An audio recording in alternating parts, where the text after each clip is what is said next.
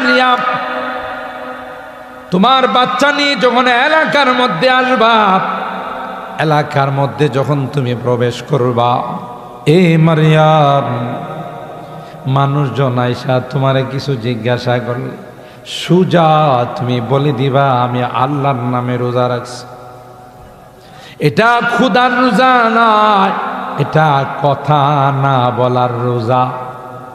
ফাকুলি ইন্নী নাযারতু লিররহমানি সাওমা ফালান উকাল্লিমাল ইয়াওমা ইনসিয়া।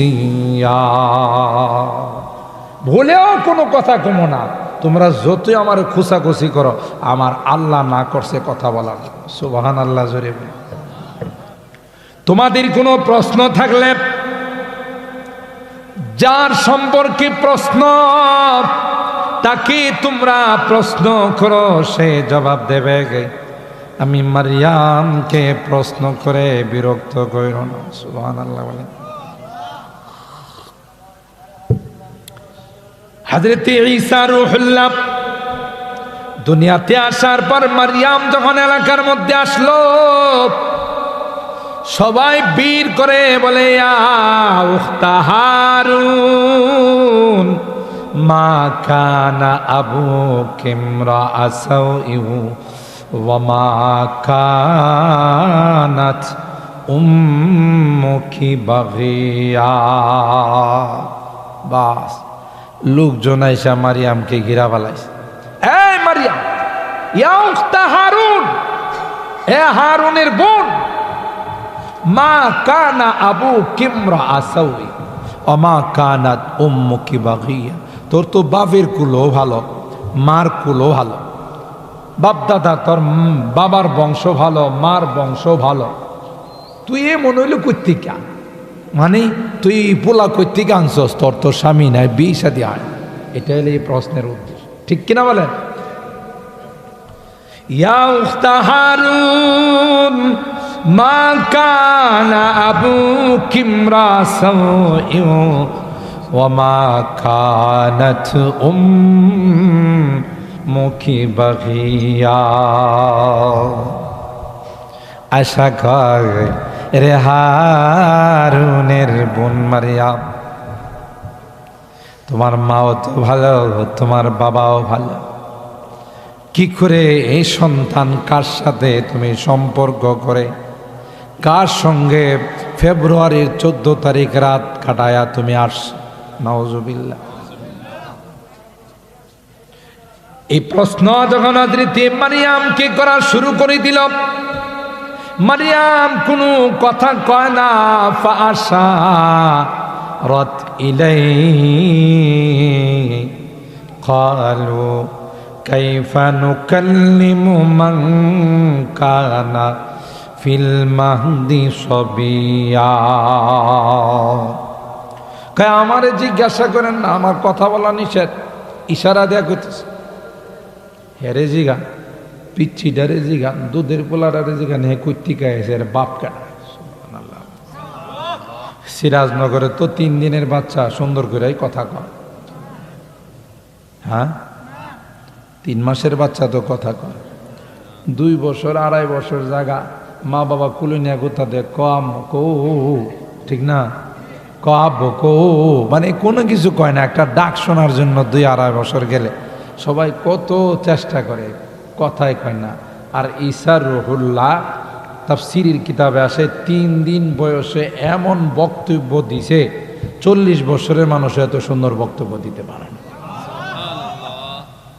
কোনো কোনো বর্ণনায় 3 মাস, কোনো কোনো বর্ণনায় 7 দিন।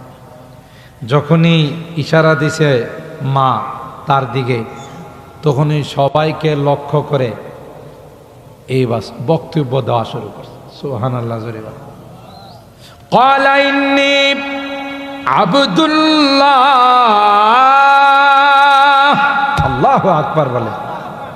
এটা আমার বলার উদ্দেশ্য। কি বক্তব্য দিছি নেক্সটে পরবর্তীতে কোনো সুযোগ হলে শোনাব, কিন্তু প্রথম শব্দটাই ওনার মুখ দিয়ে বেরিয়েছে কি ইন্নী আবদুল্লাহ, ইন্নী আবদুল্লাহ, আমি আল্লাহর গোলাম। সুবহানাল্লাহ। একথা বলে নাই লা ইলাহা ইল্লাল্লাহ ঈসা রূহুল্লাহ। আল্লাহু আকবার বলে নাই, সুবহানাল্লাহি ওয়া বিহামদিহি ওয়া সাব্বিহুহু বুকরাতাও ওয়া আসীলা বলে নাই, অন্য কোনো শব্দ উচ্চারণ করে নাই।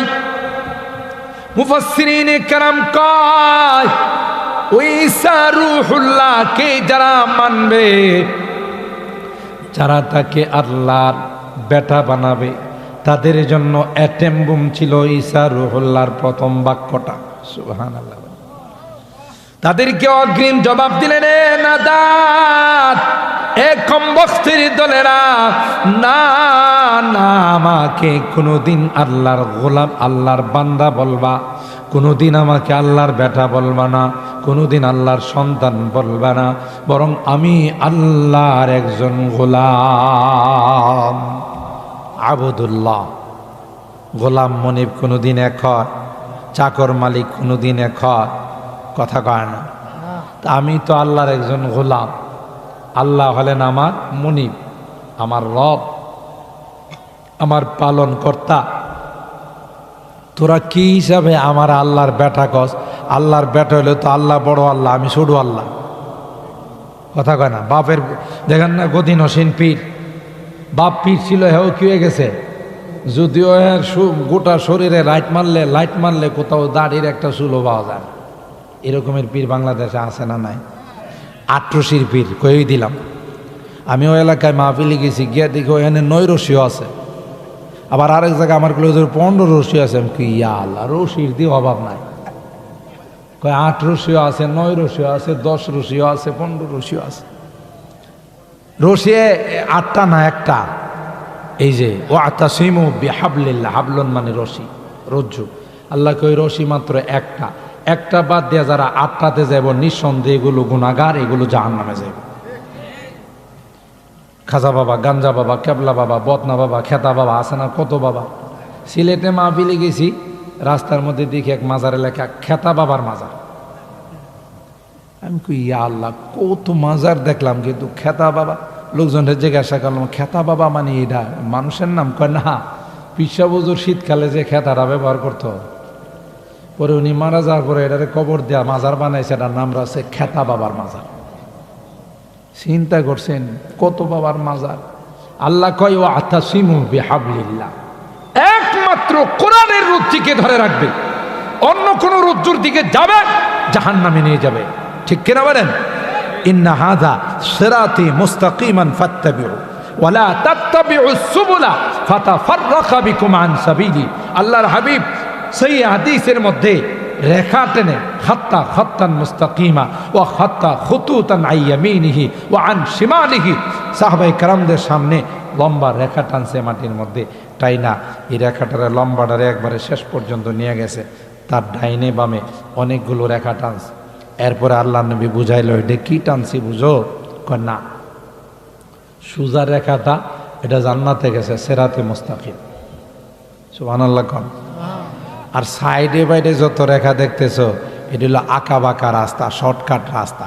প্রত্যেকটা রাস্তার মাথায় শয়তান বসা আছে, ডাকতেছে, স্যার আপনি এত লম্বা রাস্তা দিয়ে কতক্ষণে যাইবেন? আমার রাস্তা শর্টকাট, আয়েন সুজা জান্নাতে দিয়ে দিব, 2 ঘন্টা লাগবে সেটা দিয়ে গেলে, আমার এই রাস্তা দিয়ে গেলে আধা ঘন্টা লাগবে। তো আপনার কোনটা বালা? আমার এইটাই তো বলা, শর্টকাট যেটা। এই জন্য আমি অনেক বয়ানে বলি, ঢাকা শহরে যদি যান, রাত্রের বেলায় যদি সৈয়দাবাদ, মহাখালী, গাবতলী গিয়া নামেন, দেখবেন শত শত সিএনজি আসা। স্যার স্যার কই যাবেন? স্যার আসেন, হ্যাঁ রাত বাজে 2টা 3টা। আপনি যদি বলেন আমি মিরপুর যাবো, আমি মালিবাগ যাবো, স্যার আসেন, মেন রোডে ট্রাকের জাম লেগে রয়েছে, স্যার বাইপাস রুট দিয়ে নিয়ে যাব, শর্টকাট রুট দিয়ে। হ্যাঁ দেখবেন একটু করে গুলিতে ঢুকিয়া আপনার বুক বরাবর, সিনা বরাবর ছুরি ঠেকাই করবে, স্যার যা আছে দিয়ালাম। কথা কয় না? কিরে বাবা, তুমি তো আমার বাসায় পৌঁছাই দিবা, শর্টকাট রাস্তায় নিয়ে যাবা, তোমার বিশ্বাস করলাম, তুমি তো সব নিবার আইসো। কয় স্যার এই মনে হয় শর্টকাট রাস্তা দিয়ে যাইতে চাইলে কিছু দন লাগে। কথা কি বুঝছেননি আমার? শর্টকাট রাস্তা দিয়ে যাইতে চাইলে কিছু কি করা লাগে, দেওয়া লাগে, এমনে যাওয়া যায় না। ঠিক শয়তান ডাকবে, নামাজ লাগবে না, রোজা রাখবে না, আল্লাহ বিল্লাহ কিছু করা লাগবে না, পর্দা কিছু করা লাগবে না। মাঝে মধ্যে আমারে পাতলা মাল নিয়ে কিছু হাদিয়া দিস, পাতলা মাল চিনিন নেই, টাকা টাকা দিলে তোর জান্নাতের দায়িত্ব আমার, জাহান্নামের দায়িত্ব, জাহান্নামও দিল তোর বড়টা দম, ছোটখানো কোনো জাহান্নাম দেব না। দেন গত আমলে বঙ্গবন্ধুর মৃত্যুবার্ষিকীতে এক হুজুরের দোয়া করবার লেগে দিছে, তো ওই হুজুরে হাত তুলে কয়ে, আল্লাহ বঙ্গবন্ধুকে জাহান্নামের সর্বোচ্চ মাকাম দান করুন। বুঝলেন, হ্যাঁ চিন্তা করছে বেটারে যখন দিব ওই তো ছোটোখাটো জাহান্নামে দেয়া লাভ কি, একটা বড় নেতা ছিল বাংলাদেশে, এখন তো দোয়ার পরে সবাই কয়টা কইল কি, হ্যাঁ বলে বঙ্গবন্ধুর একবার সর্বোচ্চ মাকাম দান করে। বুঝলেন না কথা?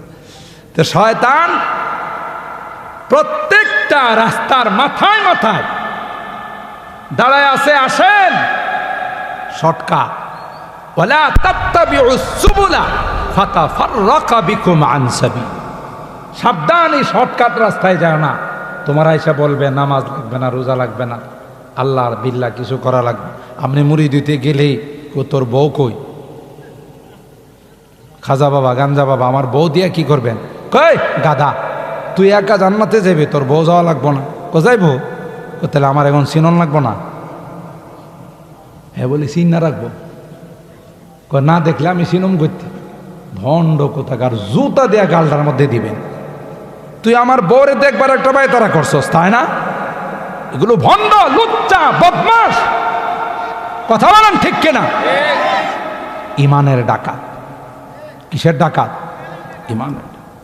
বড় হুজুর রহমাতুল্লাহ আলাইহি তাফসীরের মধ্যে প্রায় এগুলো বলতে, যে কত রকমের ভণ্ড কতভাবে ধরা খাইছে।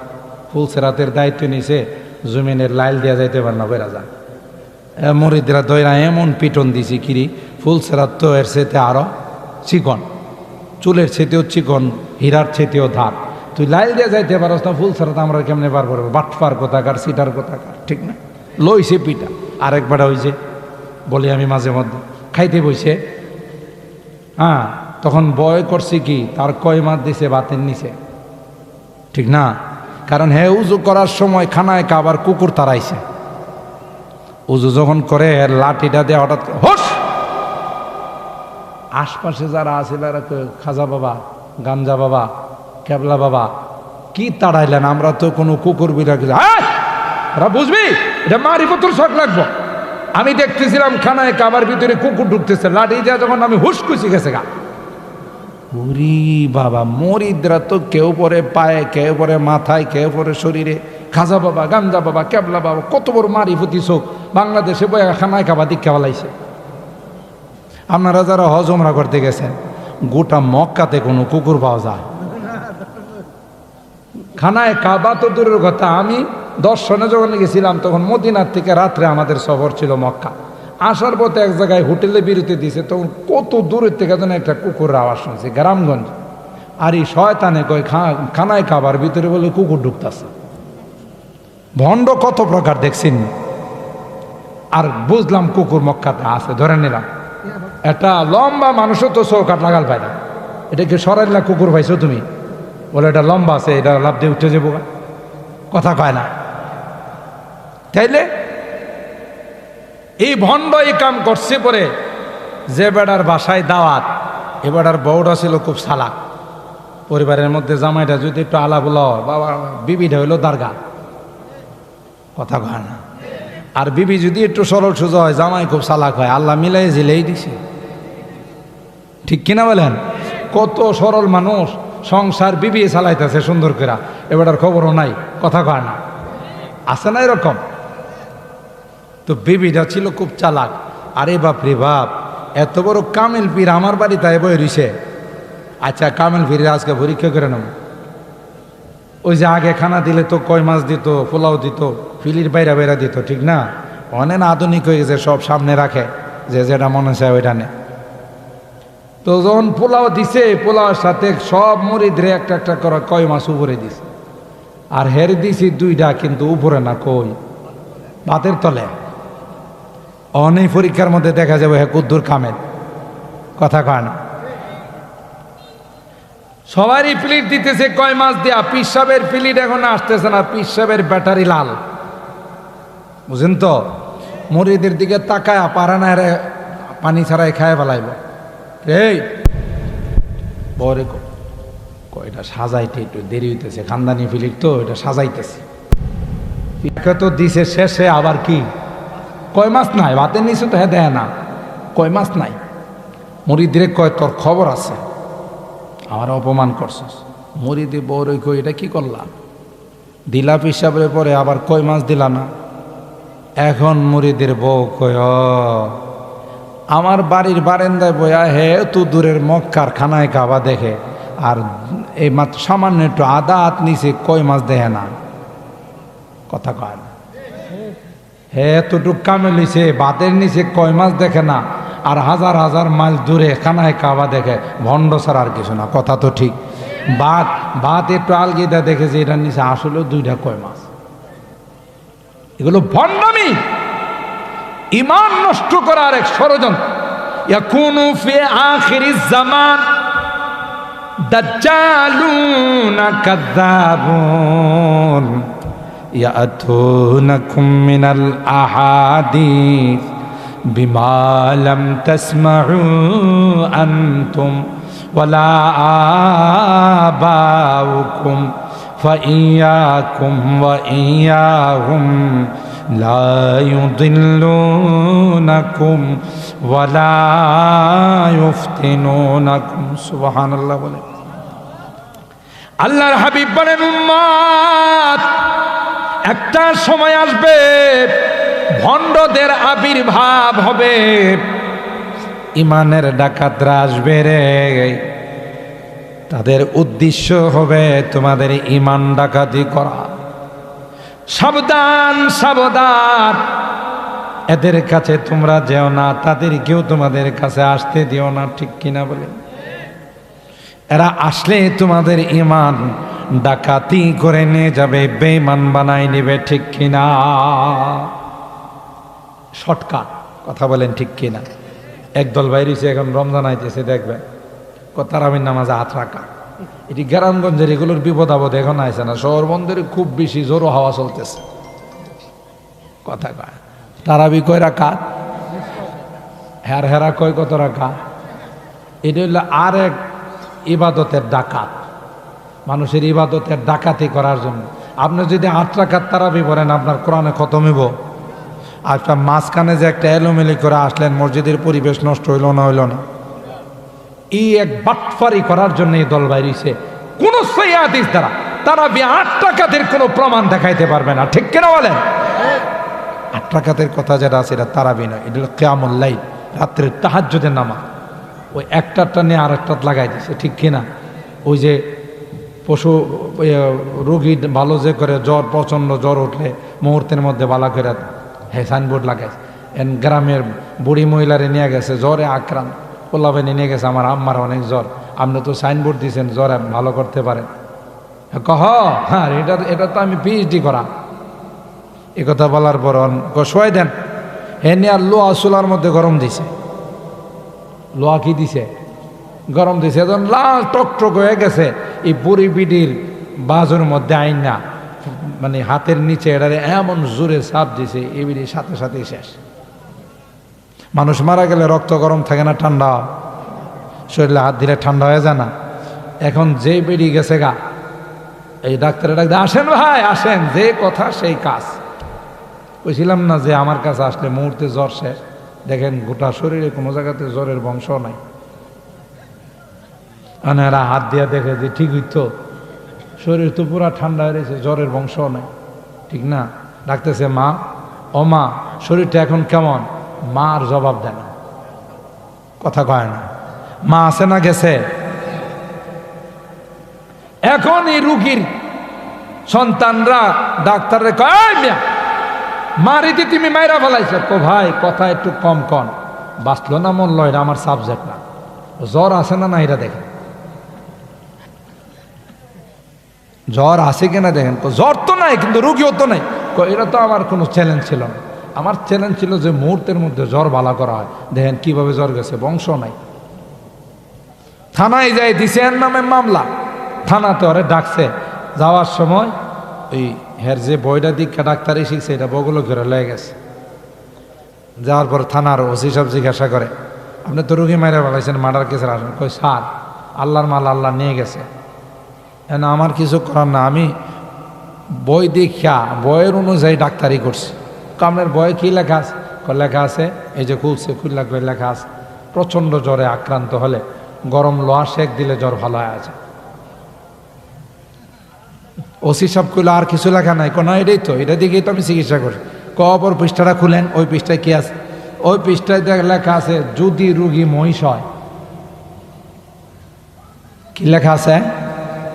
যদি রুগী বয়স হয়, বয়স আর কি, তাহলে বয়সের চিকিৎসা না কারে করছে? মানুষের করছে। মানুষ বাঁচবো না মরব? কি লাগি? লেখাপড়া নাই, ডাক্তারি শিখে নাই, এই বই দীক্ষা ডাক্তারি শিখে। ঠিক যারা বলে তাহাজ্জুদের নাম আরিফ, তারাবির নামাজ 8 টাকা, ওরা ওই হাতুড়ি ডাক্তারের মতো। সারা জিন্দিগি আমরা বুখারি পড়াইছি আলহামদুলিল্লাহ, এখনো পড়াইতেছি, ওলামায়ে কেরাম পড়াইতেছেন। হেরা বুখারি শরীফ বুঝছে না, হ্যাঁ বুঝছে, কথা কয় না, ডাকাত। এই জন্য কথাটা যে জায়গা থেকে গেল যে ক্বালা ইন্নী আবদুল্লাহ, হযরত ঈসা রুহুল্লাহর প্রথম বাক্য আব্দুল্লাহ, এটার দ্বারাও খ্রিস্টানদেরকে মেসেজ দেওয়া হয়েছে, আমাকে কোনোদিন আল্লাহর সন্তান বলবা না, আমি আল্লাহর গোলাম। গোলাম কোনোদিন সন্তান হয় না। সুবহানাল্লাহ।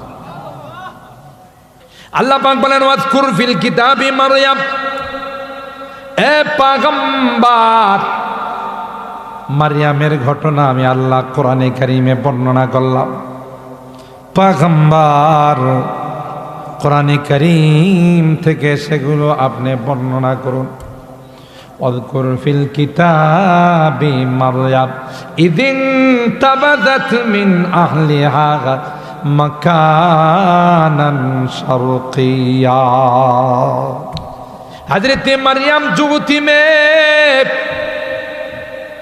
গোসল করে মেকআপ করার জন্যে, সাজগুজ করার জন্যে আন্দর মহলে প্রবেশ করলো। কইরা চোখের মধ্যে সুরমা লাগায়, বিভিন্ন কসমেটিক্স দিয়া মেকআপ করতে। এই আন্দর মহলের গেটের মধ্যে একটা যুবক দাঁড়ায় গেছে। সুবহানাল্লাহ বলে। একটা যুবক এত সুন্দর, এত টল ফিগার, দেখতে যুবরাজ প্রিন্সের মতো মনে হয়। বাবারে বাবা, সুন্দরের অভাব নাই। আল্লাহ এই ঘটনা বর্ণনা করে দুনিয়ার যুবক নারী, যুবতী নারীদেরকে আল্লাহ বলতেছে, এ যুবতী নারীরা, কোনো সুন্দর যুবক দেখলে প্রেমের অফার দিও না। আমি তোমাকে ভালোবাসি, আই লাভ ইউ তুমি বইলো না। কারণ মারিয়াম তোমার মতো একজন যুবতী ছিল। দেখো মারিয়ামের ঘরের ভিতরে একজন সুন্দর যুবক ঢুকে গেছে, তারপরও মারিয়াম তার প্রতি আকৃষ্ট হয় নাই, বরং তাকে ঘর থেকে বাহির করার জন্য বারবার অনুরোধ করছে। সুবহানাল্লাহ। ফাত্তাখাযাত মিন দুনিহিম হিজাবা ফাআরসালনা ইলাইহা রূহানা ফাতামাসসালা লাহা বাশারান সাওয়িয়া। আল্লাহু আকবার। ওই যুবক তার কামরার ভিতরে গেটের মধ্যে যখন প্রবেশ করলো, আল্লাহ বলেন ফাতামাসসালা লাহা বাশারান সাওয়িয়া। দেখতে এত সুন্দর, নাক মুখ চোখ নাক কত সুন্দর, দেখার মতো যুবক। ইউসুফ আলাইহিস সালামকে দেখা রানী হয়েও তার পিছনে পাগল হয়ে গেছিল, ঠিক কিনা বলে? কেন আল্লাহ পাক হযরত ইউসুফ পয়গম্বরকে গোটা বিশ্বের মানুষকে যে সৌন্দর্য দিয়েছিলেন, উতিয়া শাতরুল হুসান, তার অর্ধেক সৌন্দর্য সাইয়েদনা হযরত ইউসুফকে আল্লাহ দিয়েছিলেন। সুবহানাল্লাহ। তাই তো জুলাইখাও বিশ্ব সুন্দরী রানী ছিল। জুলাইখা অনেক চমৎকার সুন্দরী বউ ছিল, কিন্তু ইউসুফ পয়গম্বরের সৌন্দর্য দেখার পর আর নিজেকে কন্ট্রোল করতে পারে নাই, আউট অফ দা কন্ট্রোল হয়ে গেছে। ঠিক কিনা বলেন? অনেক চেষ্টা করেছে। আল্লাহ বলেন, একজন মানুষকে যদি এত সুন্দর বানাইতে পারি, আমার ফেরেশতা কুলের সরদার, সমস্ত ফেরেশতাদের লিডার জিবরাইল আলাইহিস সালাম তাকে সুন্দর আরো আকৃতি দিয়া মারিয়ামের আন্দরমহলে প্রাইভেট রুমে, পার্সোনাল রুমের মধ্যে ঈসাকে ঢুকাই দিলাম মারিয়ামকে পরীক্ষা করার জন্য। মারিয়াম এই যুবককে দেখার পর দুর্বল হয়ে যায় না, তার ইমানি শক্তি আরো মজবুত হয়ে যায়। ঘটনা বর্তমান যুগের যুবতী যারা আছে তাদের শিক্ষার জন্য, যে তোমার মতো যৌবনের চাহিদা মারিয়ামেরও ছিল, কিন্তু মারিয়াম যুবকের প্রতি আকৃষ্ট হয় নাই, বরং যুবতীর উপর আরো কি হয়েছে, চড়াও হয়ে গেছে। কে তুমি? তোমার এত বড় সাহস, আমার অন্দরমহলের গেটের মধ্যে তুমি চলে আসছো। সুবহানাল্লাহ। কিন্তু পাশাপাশি মারিয়াম আলাইহিস সালাম এই চিন্তাও করলেন, যে যুবক কলা কৌশলে আমার ভিতরের রুমে চলে আসছে, নিশ্চয় তার একটা বিশাল গ্যাং আছে। কথা কয় না? তার পিছনে অনেক শক্তি। শক্তি না থাকলে আমার ঘরে আসার সাহস করতো না। ঠিক কিনা বলেন? এই জন্য মারিয়াম চিন্তা করলো, আমি যদি তার গায়ে হাত লাগাই, আমারে কিডন্যাপ করে ফেলায়, বাগায় লয়ে যাবো গা, গাড়িতে উড়াই লয়ে যাবো গা, আমার জীবন যাইব, সব যাইব। এই জন্য এই কঠিন বিপদের মধ্যে নিজে নিজে কোনো অ্যাকশন না নিয়া, যিনি অ্যাকশনের মালিক তার কাছে দরখাস্ত করি। সুবহানাল্লাহ। আর আমাদের সমাজের মধ্যে কিছু বুদ্ধিজীব আছে, বুদ্ধি জানোয়ার, এটির মাথায় শয়তানে পেশাব করতে করতে করতে করতে তার তোর সব ফসায় ফেলাইছে। এটি জানোয়ারের চেয়েও খারাপ। এটি টকশুর মধ্যে আয়সা যুবতী নারীদেরকে কই, রাস্তাঘাটে বাইরিলে কোনো পোলাবাইন যদি তোমার বিরক্ত করে, কোনো কথা নাই, একবার হাত উঠায় গালের মধ্যে থাপ্পড় লাগাই। আচ্ছা, এই বিলাটা যদি থাপ্পড় লাগায়, পোলাটা কি বয়ে থাকবো? পোলার গায়ে কি বিলার থেকে শক্তি কম না বেশি? আর হে কি একা আইছে না সাথে আরো আছে? কথা কয় না। আর এই জানোয়ারগুলো বুদ্ধি দে, তোমরা অ্যাকশনে যাইবা, তোমরা নরম নরম কথা কয় না। এটা হলো একেবারে মারার বুদ্ধি। কথা বলেন ঠিক কিনা? কোরআনে শিখাইছে মহা বিপদে পড়ে গেলে কার কাছে আশ্রয় চাইতে? জোরে বলেন। হযরত ইউসুফ আলা নবিয়িনা ওয়া আলাইহিস সালাতু ওয়াস সালাম। আপনাদের কষ্ট বেশি হইতেছে না? আবার আমি যে ও আল্লাহ 11টা হয়ে গেছে গা, তাহলে তো ওয়াদা মতো এখনই দোয়া করা লাগে। আচ্ছা, আর 10টা মিনিট না, আবার রাগ করবেন? 10টা মিনিট আমার কথার, কালকে তো আবার আছে, অসমাপ্ত কথা থাকলে অসুবিধা নাই ইনশাআল্লাহ। যদি আমি বাচ্চা থাকি, আপনার বাচ্চা থাকে, আজকে যারা আছেন তার ডাবলের মানুষ আসতে পারবেন ইনশাআল্লাহ। প্রত্যেকে যদি আরো 2 জন করে লই আয়েন, সব কম হইব না বেশি হইব? বেশি হইব। তো কালকে তো আবার আখিরি মোনাজাত ইনশাআল্লাহ। আমি 10 মিনিটের মধ্যে আজকের কথার সমাপ্তি টানতেছি। হযরত ইউসুফ আলা নবিয়িনা ওয়া আলাইহিস সালাতু ওয়াস সালাম, জুলাইখা যখন সমস্ত গেটগুলো তালা লাগায়া বন্ধ করে দেয়, বন্ধ কইরা ইউসুফরে ডাক দেয়াকে ওয়াকালাত ওয়াগাল্লাকাতিল আবওয়াবা ওয়াকালাত হাইতালা, সমস্ত গেট বন্ধ করে ইউসুফ আলাইহিস সালামকে জুলাইখা বলে, হাই তালাক, এখন যাইবা কই? আমার ডাকে সাড়া না দেয়া তোমার কোথাও যাওয়ার উপায় আছে? সব বন্ধ, যাইবা কই? ইউসুফ আলাইহিস সালাম কি কয় জানেন? যদ্দূর যাইতে পারে উদ্দূর জমা, বাকিটা তো আমার কাম। জোরে কোন সুবহানাল্লাহ। হযরত ইউসুফ পয়গম্বর যেখানে ছিল সেখান থেকে সামনের দিকে অগ্রসর হলো, আর মালিককে বলল, ক্বালা মাআযাল্লাহ,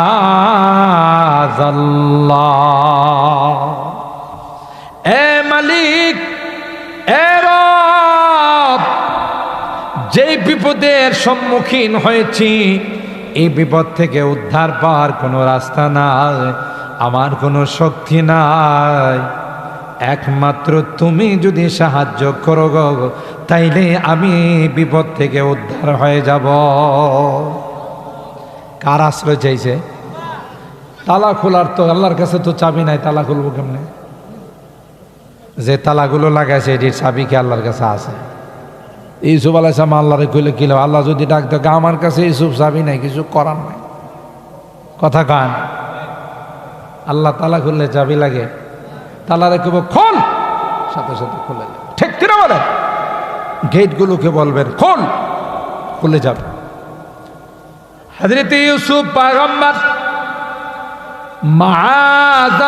মাআযাল্লাহ ইন্নাহু রাব্বি আহসানা মাসওয়ায়া ইন্নাহু লা ইউফলিহুল যালিমুন। ইউসুফ পয়গম্বর কানা না, আমার আশ্রয়ের জায়গার কোথাও না, আমার আশ্রয়ের জায়গা একমাত্র কে? আর একটু জোরে বলতে হবে কে? বলতে দেরি হয়, তাফসীরের কিতাবের মধ্যে আসে সাথে সাথে তালাগুলো খুলে যায়, গেটগুলো খুলে যায়। সুবহানাল্লাহ। কোন তালা কে খুলেন? গেট কে খুলেন? গোটাগট যতগুলো গেট লাগাইছিল, যতগুলো তালা লাগাইছিল, সবগুলো খুলে গেল, শেষ গেটটাও খুলে গেল। সুবহানাল্লাহ। তাইলে বিপদে পড়লে আশ্রয় নিতে হবে কার? ঠিক হযরত মারিয়াম চিন্তা করলেন, আমার অন্তর্মহলে, আমার পার্সোনাল রুমের মধ্যে যেহেতু যুবক ঢুকে গেছে, বোঝা গেল যুবকের পিছনে বিশাল শক্তি কাজ করতেছে, ঠিক কিনা বলে? তখন হযরত মারিয়াম আল্লাহর কাছে পানা চাইলেন। ক্বালাত ইন্নী আউযু বিররহমান, আমি কাহারো কাছে পানা চাই না, আমি পানা চাই একমাত্র কেবলমাত্র আমার আল্লাহর। সুবহানাল্লাহ। কার পানা চাইছে? এই পানা চায়া যুবকরে বলতেছে, ইন্নী আউযু বিররহমানি মিনকা ইন কুনতা তাকিয়া। তুই যদি ভালো মানুষের পোলা হয়ে থাকস, ভালো বংশের ছেলে হয়ে থাকস, আল্লাহর ভয় যদি তোর অন্তরে থাকে, তোরে আল্লাহর দোয়ায় দেয়া কই তুই জিজ্ঞা। সুবহানাল্লাহ বল। তুই চলে যা। এখনো যায় না। জিবরাইল আলাইহিস সালাম এখনো যায় না। পরে চিন্তা করলো, যে কড়া কইরা কইতেছে, পরবর্তী অ্যাকশনটা যারই হাতে নেই কিনা আল্লাহ জানে, কথা কানা। তখন তার পরিচয়টা তিনি দিয়ে দিলেন। ক্বালা ইন্নামা আনা রাসূলু রাব্বিকি লিআহাবা লাকি গুলামান যাকিয়া। সুবহানাল্লাহ। এ মারিয়াম, ভয় পাওয়ার কোনো কারণ নাই, আমি মানুষ নই রে, আমি ফেরেশতা কুলের সরদার জিবরাইল আলাইহিস সালাম। বুঝছি আপনারা ঘুমাই এসে গেছে। সুবহানাল্লাহ। যে কোন অর্ধেকটা বাইরে আর অর্ধেকটা ভিতরে থাকে, আওয়াজে মনে হইতেছে অর্ধেকটা বাইরে আর অর্ধেকটা ভিতরে থাকে। আর ঘুম আসাটা স্বাভাবিক, সারাদিন কাম কাজ করছেন। তো বলতেছে, আমি ফেরেশতা কুলের সরদার জিবরাইল। আপনি জিবরাইল? বলে হ্যাঁ। তো আমি গরিবের ঘরে হাতির বা, কথা আছে না, গরিবের বাড়িতে হাতির বা, আমি মরিয়ামের কামরায়, আপনি জিবরাইল আলাইহিস সালাম আসছেন। হুজুর কি কারণ, কি জন্য? জন্য টন্য নাই, লি আহাবালা কি গোলামান যাকিয়া, আমি তোমার একটা সন্তান দেওয়ার জন্য আল্লাহর পক্ষ থেকে আসছি। সুবহানাল্লাহ। এই কাজে আসি। এর সন্তানটা কিভাবে আল্লাহর হুকুমে দিবে এটা আগামীকাল ইনশাআল্লাহ। আজকে আর লম্বা করে লাভ নাই, তাফসীরের আলোচনা যেহেতু। আল্লাহ তাআলা এতক্ষণ পর্যন্ত গতকাল যা শুনলাম সবগুলোর উপর আমাদের আমল করার তৌফিক দান করুন। আসবেন তো ইনশাআল্লাহ? সবাইকে নিয়ে আসবেন তো? আগামীকাল যেহেতু আখেরি মোনাজাত, পুরা মাঠ যেন কানায় কানায় ভরে যায়। ইনশাল্লাহ আমার বাকি আলোচনা করে কাকে ইনশাল্লাহ আপনাদেরকে নিয়ে দোয়া করব। আল্লাহ আমাদের সকলকে আসার তৌফিক দান করুন, আমিন।